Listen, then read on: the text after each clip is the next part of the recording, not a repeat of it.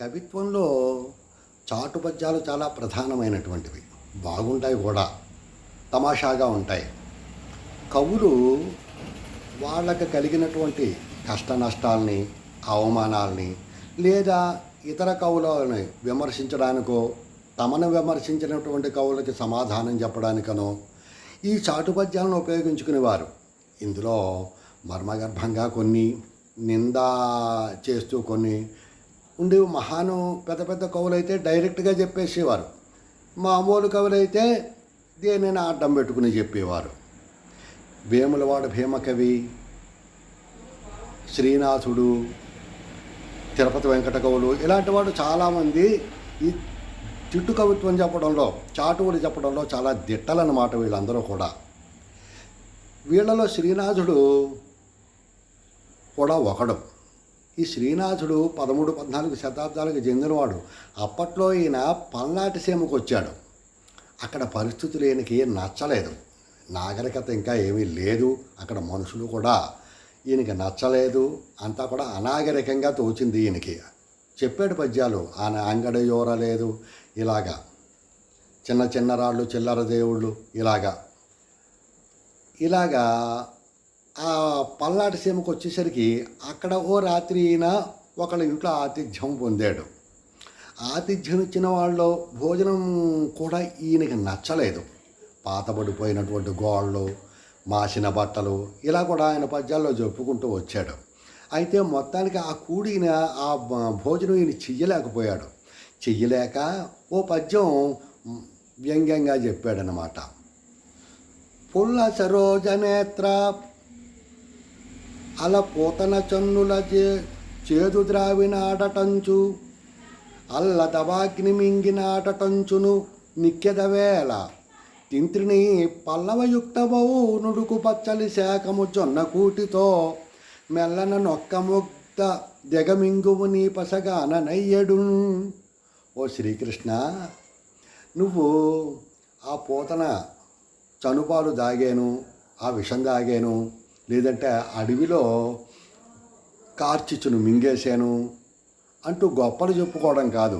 అడవిలో కార్చిచ్చును మింగేశాడంటే ఈ గోపపాలకులందరూ కూడా ఒకనాడు అడవిలో పశువులు మేపుకుంటుంటే దవాగ్ని కార్చిచ్చు వచ్చింది. అడవి అంటుకుపోతుంటే వాళ్ళని రక్షించడానికని ఆ కార్చిచ్చుని ఈయన శ్రీకృష్ణుడు మింగేశాడు.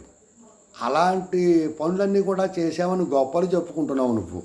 కానీ ఈ పల్నాటి సీమకొచ్చి తింత్రిని పల్లవయుక్తమో ఉడుకు బచ్చలి శాఖము, ఏదో ఆకులు అలవులు వేసి కూర వండి జొన్న కూటితోటి ఈ యొక్క కూరని మెల్లన ఒక్క ముద్ద దిగబింగుము నీ పసగాన నయ్యడు.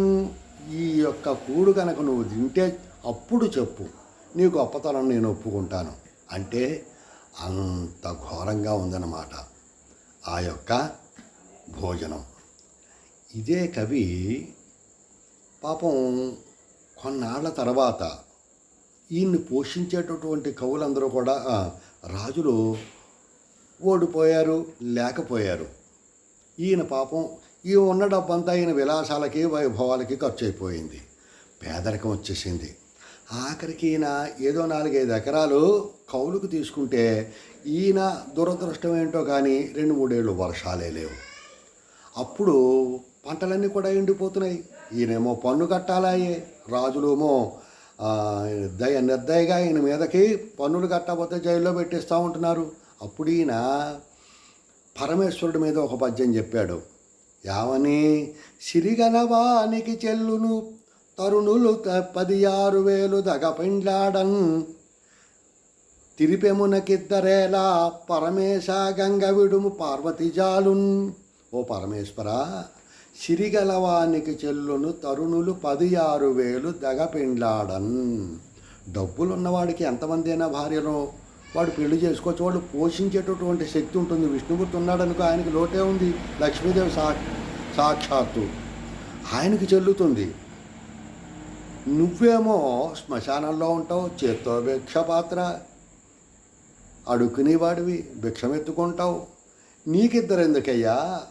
పార్వతీదేవి ఉంది కదా నీకు, ఆ నెత్తి మీద ఆ గంగాదేవి ఎందుకు, ఆ గంగాదేవునికి భూమి మీదకు వదులు, ఆ నీళ్ళు వస్తే మేము పంటలు పండించుకుంటాం, మా కష్టాలు నెరవేరుతాయి అని, మా కష్టాలు తీరతాయని ఈ శ్రీనాథుడు పరమేశ్వరుడిని వ్యంగ్యంగా చెప్పినటువంటి, బాధగా చెప్పినటువంటి పద్యం అన్నమాట ఇది. ఇలా ఉంటాయి చాటువులు, చాలా బాగుంటాయి. మరికొన్ని తర్వాత చెప్పుకుందాం.